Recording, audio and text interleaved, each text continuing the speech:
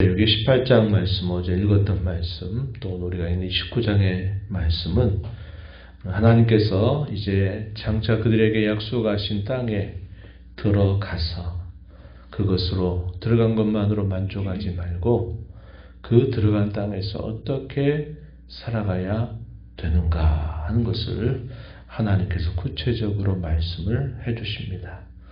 우리가 어제 읽었던 18장의 내용에서는 자신을 더럽히지 말아라. 또 그 땅을 더럽히지 말아라. 자기가 살고 있는 그 땅이 죄악으로 인하여 더럽혀지게 된다면 그 땅이 토해낼 것이다 라는 말씀을 하셨죠. 이방의 풍속을 따르지 말라고 말씀하셨습니다. 과거 400년 이상 애굽에 살면서 익숙해졌던 이방의 풍속을 따르면 안 된다. 우상을 숭배하는 일과 더불어 문란한 성문화 이런 것을 통해서 더럽히면 안 된다 하는 사실을 말씀하셨습니다.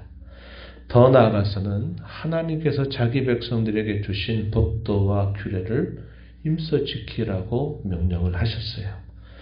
오늘 19장으로 넘어오게 되면 그러한 명령을 내리시는 하나님께서는 자기 백성들과 언약을 맺으신 하나님이다. 애굽 땅에서 건져내신 구원의 하나님 여호와다. 세계 열국 가운데서 하나님의 특별한 소유로 삼으신 백성이라는 그런 사실들을 근거로 삼아서 여호와 하나님이 거룩한즉 그 하나님을 섬기는 그의 백성들도 거룩해야 된다 하는 요구를 주고 있습니다. 우리가 읽었던 19장 1절 2절 말씀에 그 내용이 잘 서기가 되고, 그렇다면 하나님의 그 성품을 따라 어떻게 거룩한 삶을 사느냐, 말씀하신 법도와 규례가 무엇인가를 쭉 나열을 하시는데요.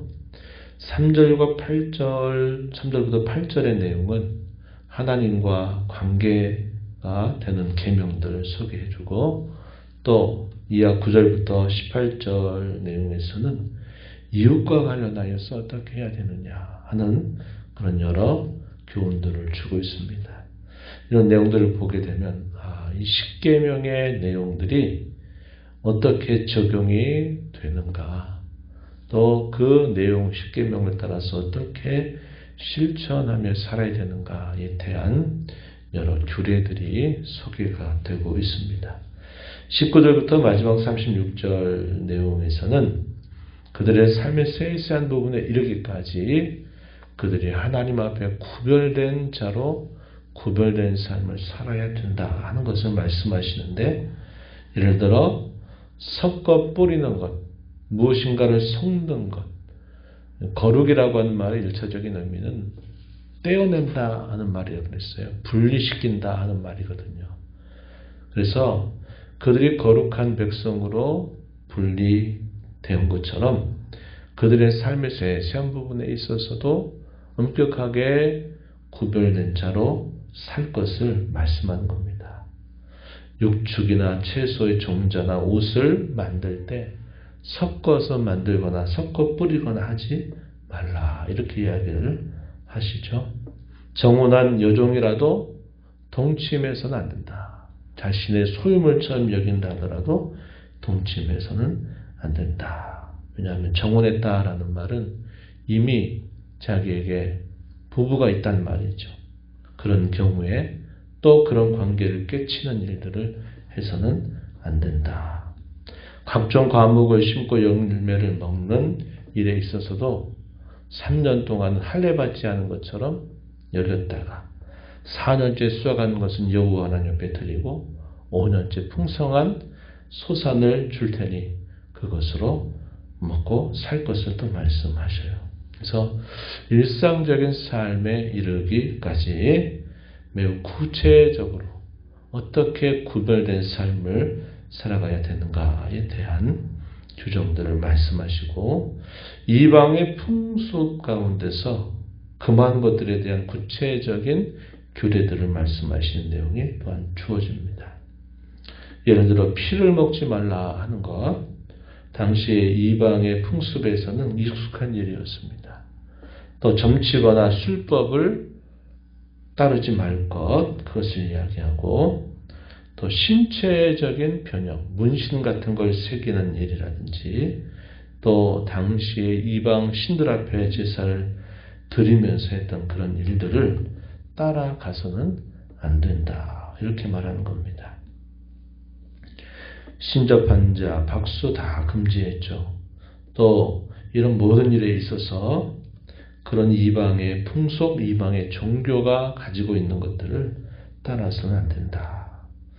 나이가 든 노인에 대한 공경에 대해서, 거류민이라 할지라도 애굽 땅 종되었던 삶을 기억하면서 그들을 향한 사랑을 나타내는 것, 공정한 재판, 공정한 거래, 정직하고 공평하게 살아갈 것을 요구하시는 내용, 이런 것들이 아주 여러 가지로 다양한 그런 실천 사항으로서 제시되고 있는 말씀을 우리가 확인하게 됩니다.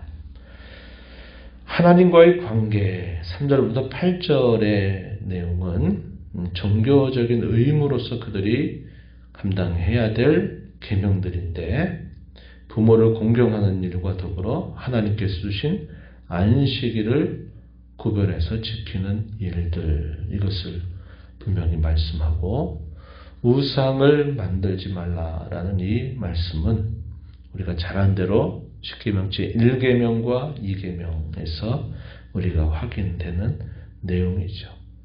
화목제를 드리고 나서 그 음식을 먹는 규정까지 바르게 지켜야 그것이 하나님이 기쁘게 받으심이 된다라고 말하는 겁니다.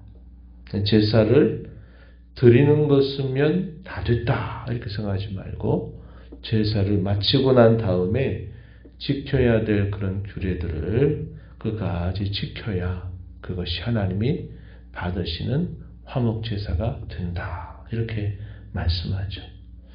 이러한 내용들은 오늘 우리가 살면서 단순히 예배만 행했다 하는 것으로 만족할 일이 아니라, 예배 이후에 우리의 삶이 어떻게 되어야 하느냐 하는 문제들도 대단히 중요하다 하는 것을 우리는 알게 된 것입니다. 이웃을 향한 여러 규정들이 소개가 됩니다. 오늘날 우리가 지켜야 되는 것도 있고, 또 그 지키지 않아도 된다 하지만, 그 원리와 근본 정신을 우리가 오늘날도 그대로 따라가는 것은 대단히 중요한 일입니다. 우리가 읽었던 말씀에 보니까 뭐라고 말합니까? 가난한 사람, 거류민들을 위해서 추수하고 난 다음에 그 추수에 모퉁이에 있는 것들은 그대로 남겨두라 하는 말씀, 또 이삭을 거두다가 떨어진 그런 이삭들의 경우는 역시 가난한 사람과 거류민이나 타국인들 위해서 남겨두라, 이렇게 말씀해요. 도둑질을 하거나 거짓말을 해서는 안 된다. 정직해야 된다. 또 다른 사람을 압제하고 힘으로 다른 사람들을 강탈하는 일들이 있어서는 안 된다. 다른 사람을 품꾼으로 쓸 때는 그 삭을 지체하지 말고 그 삭을 일한 날에 주도록 할 것을 말씀하고, 듣지 못하는 사람에게 듣지 못한다고 그 사람이 향해서 저주하는 일이 있어서는 안 된다. 앞을 보지 못하는 사람 앞에 장애물을 놓는 일도 안 된다, 이렇게 말합니다. 재판을 할 때는 가난하다고 해서 무조건 가난한 사람을 두둔하지 말고, 힘의 논리에 따라서 또 두둔해서도 안 되고, 공평하고 공의롭게 재판을 행해야 된다, 이러한 말씀도 주고 있습니다. 17절 18절 말씀을 한번 가서 보시면, 레위기 19장 17절 18절 한번 보시면, 너는 내 형제를 마음으로 미워하지 말면 내 이웃을 반드시 견책하라. 그러면 내가 그에 대해 죄를 담당하지 않을 것이다. 18절에 원수 갚지 말고 동포를 원망하지 말며 내 이웃 사랑하기를 내 자신과 같이 사랑하라. 나는 여호와다, 이렇게 말씀합니다. 예수님께서도 이 10계명의 내용들을 요약하실 때 하나님을 사랑하는 것과 내 이웃을 너 자신처럼 사랑하라고 하신 말씀을 하셨는데 이 레위기 19장 18절에서도 그러한 말씀을 이미 주고 계시다 한 겁니다. 하나님의 계명은 단순히 말과 행위로만 지키면 되는 것이 아니라 더 그것보다 앞선 그 마음을 잘 제어하고 마음으로부터 그 계명을 순종하는 자세가 중요하다는 거죠. 이웃을 향한 배려, 또 사랑, 또 이웃을 향해서 정직한 것, 호의를 베푸는 것, 이런 모든 일에 있어서 마음으로부터 이러한 일들이 행해지도록 해야 된다 하는 것을 또한 이 말씀을 해주고 계시다는 겁니다. 이런 계명들을 주실 때마다 후렴군처럼 반복되는 말이 있었어요. 어떤 말이었습니까? 나는 여호와다. 이런 말씀이죠. 우리가 다른 사람을 대할 때도 그저 다른 사람만 내가 대하면 되는 게 아니라 하나님을 경외하는 마음으로, 하나님을 사랑하는 마음으로 이웃을 대하는 것입니다. 이것이 구원받은 하나님의 백성들이 살아가는 사람과의 다양한 관계들이라는 거예요. 세상의 논리는 어떠합니까? 내게 도움이 얼마나 되겠느냐? 그 사람이 얼마나 나에게 유익이 되겠느냐? 하는 것들을 항상 기준으로 삼을 때가 많아요. 힘이 없는 사람, 뭔가 나에게 도움이 안 될 것 같은 여러 장애를 안고 있는 사람들에 대해서 우리는 대단히 별것 아닌 것처럼 말하고 또 무시하게 되는 일들이 쉽게 있을 수 있습니다. 그러나 절대로 그렇게 하지 말라는 거예요. 그래서 하나님의 백성들은 그 마음으로부터 하나님을 경외하는 마음으로 사람들에게 말을 하고 그들에게 행위를 나타내야 된다는 거죠. 그것이 구원받은 하나님의 백성들이 살아가는 거룩한 삶의 중요한 내용들이 된다. 이렇게 말씀을 하고 있습니다. 이러한 말씀을 신약 성경으로 가게 되면 에베소서 5장 21절 말씀을 우리가 떠올릴 수 있어요. 너희가 하나님을 경외함으로 피차 복종하라 하는 말씀을 주시면서 남편 아내를 대할 때 아내는 남편을 대할 때 부모는 자식을 대할 때 자식은 부모를 대할 때 상전이 종을 대할 때 종이 상전을 대할 때 가장 가까운 관계로부터 이루는 가정과 더 나아가선 사회의 모든 생활에 있어서 중요한 원리가 바로 하나님을 경외함으로 피차 복종하라 하는 말씀이죠. 그러한 동일한 원리가 이미 구약 성경부터 하나님 백성들에게 거룩한 삶을 이렇게 살아가야 된다라고 말하는 것입니다. 그래서 우리는 사람들을 대할 때 항상 뭘 먼저 생각해야 되느냐? 하나님을 항상 앞에 두고 사람들을 대하는 자세를 가져야 합니다.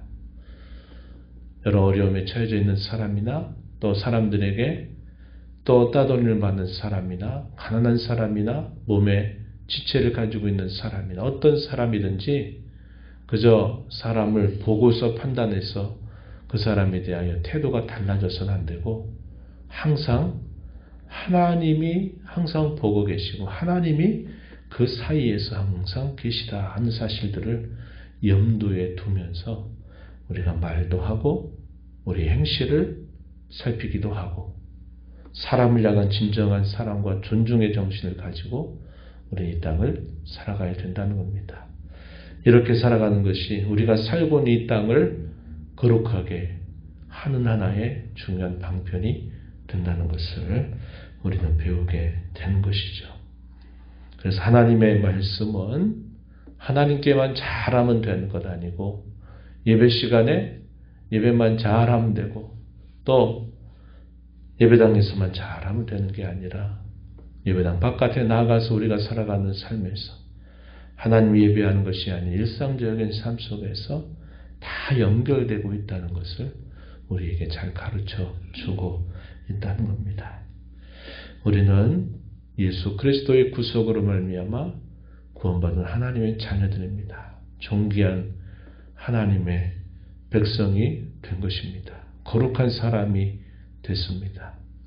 그런 은혜를 감사하면서 이제 흩어진 교회로 또 오늘부터 1일 동안의 삶을 살아가는 동안에 항상 하나님을 앞에 두고 말도 하고 사람을 대하기도 하고 우리 주어진 일상을 살아감으로 저와 여러분이 살아가는 삶의 영역이 크든 작든 거기에 거룩한 하나님의 뜻이 실현되는 일을 기대하고 다짐하고 꿈꾸면서 살아가는 복된 삶이 되기를 진심으로 바랍니다. 하나님 아버지, 이 새벽에도 저희들을 깨워주셔서 또 아버지 앞에 저희들을 불러주시고 오늘도 하나님의 말씀을 읽고 들으면서 저희에게 베푸신 주의 은혜가 무엇이며 저희를 향하신 주님의 기대하심이 무엇인지 또다시 살펴보게 해주심을 감사합니다.